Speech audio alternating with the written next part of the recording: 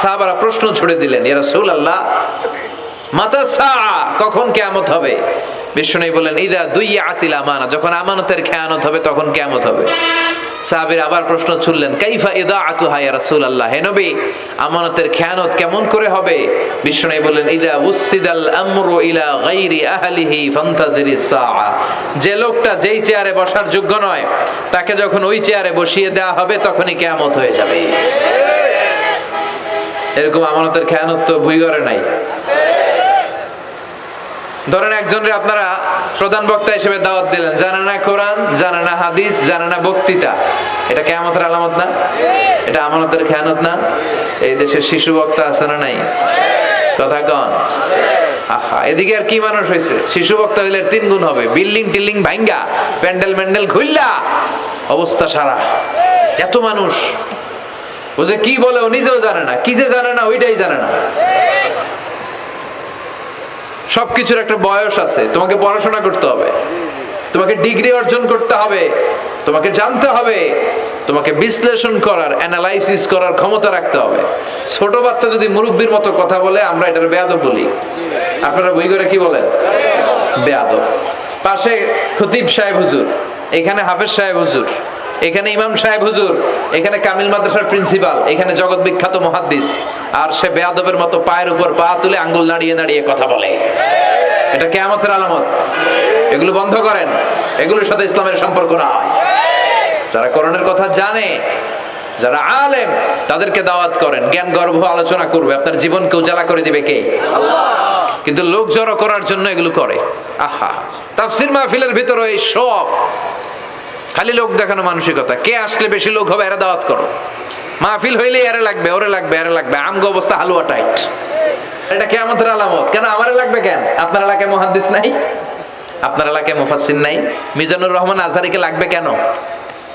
মিজানুর রহমান আজহারি যেখানে সুযোগ হবে 2-4 জায়গায় প্রোগ্রাম করবে। এখন তো ইউটিউবে সব দেখা যায়। তো এগুলো লৌকিকতা যেন না হয়।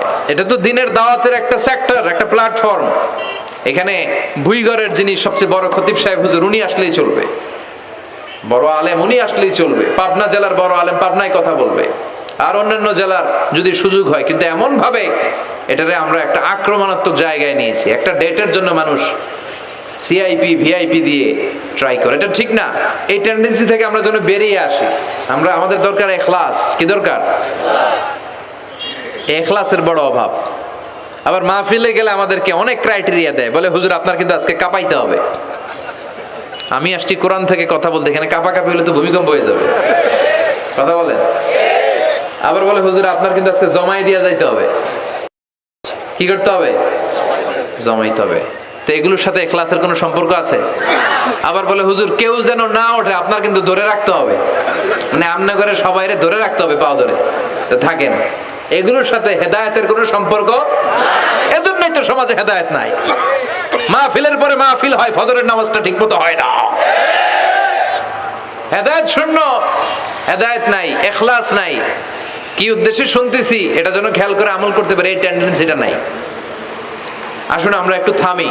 স্টপ, থামেন, অনেক হয়েছে। আন্না ইসলাম কি বলে, কি শিখাতে চায়, কি বুঝাতে চায়, ওইটা বোঝার চেষ্টা করেন, ওইভাবে মানার চেষ্টা করেন। কে কি বললো দেখার দরকার নাই, এত লোক জড়ো হওয়ার দরকার নাই। আজকে যদি চ্যানেল একটাও না থাকতো, 10 জন বসে যদি আমার কথা শুনতো, কোনো সমস্যা আছে? কথা বলেন। এজন্য হেদায়েতটা সবচেয়ে বেশি জরুরি, ইখলাসটা জরুরি, আল্লাহর প্রতি ভয়, আস্থা, ভালোবাসা, এটা বেশি জরুরি। আল্লাহ তুমি ইখলাস দিয়ে আমাদের হৃদয়টাকে পূর্ণ করো। তাহলে এই যে লোক যে চেয়ারে বসার যোগ্য না, ওই লোক যদি ওই চেয়ারে বসে, কিয়ামতের আলামত আছে না নাই? চেয়ারম্যান হওয়ার যোগ্যতা যদি না থাকে, যদি চেয়ারম্যান হয়ে যায়, হ্যাঁ, সাইয়্যিদুল কওমি খাদিমুহুম, নেতা হবে তারা যারা মানুষকে খেদমত করবেন। খেদমত করার জন্য 1.5 কোটি টাকা খরচ করে চেয়ারম্যান ইলেকশন করে, 5 কোটি টাকা। এগুলো কেন? এই ট্রেডিশন দেশে আসলো কেন? উনি টাকা খরচ করবে কেন? ওনার চা খাওয়ানো আর সিগারেট খাওয়ানো লাগবে কেন? উনি তো আমাদের খাদেম হওয়ার জন্য আসছে। উনি জনপ্রতিনিধি হয়ে দাঁড়াবে, যাকে আপনারা পছন্দ করবেন ভোট দিবেন না। হাজার হাজার কোটি টাকা, শোডাউন, সব আছে না নাই? কিয়ামতের আলামত। মসজিদের সভাপতির সাথে মসজিদের কোনো সম্পর্ক নাই, আছে না নাই? সব সভাপতিকে আমি এক পাল্লায় মেপে দিচ্ছি না, বেশিরভাগের এই অবস্থা। ভালো দুই একজন আছে, আমি জেনারেলাইজ করছি না। সভাপতি তো হবেন তিনি যার সাথে মসজিদের দরদ বেশি, মায়া বেশি, মসজিদে যায় বেশি, ঠিক কি না? এখন বছরে উনারে একবার খুঁজে পাওয়া যায় না উনি সভাপতি, উনি সেক্রেটারি, উনি ক্যাশিয়ার, আছে না নাই? তার মানে উনি এখানে বসার যোগ্য ছিল না, ওনারে বসানো হয়েছে। যেই লোক যেই চেয়ারে বসার যোগ্য নয়, তারা যখন ওই চেয়ারে বসিয়ে দেওয়া হবে, বিষ্ণু বললেন তখনই কিয়ামত হয়ে যাবে।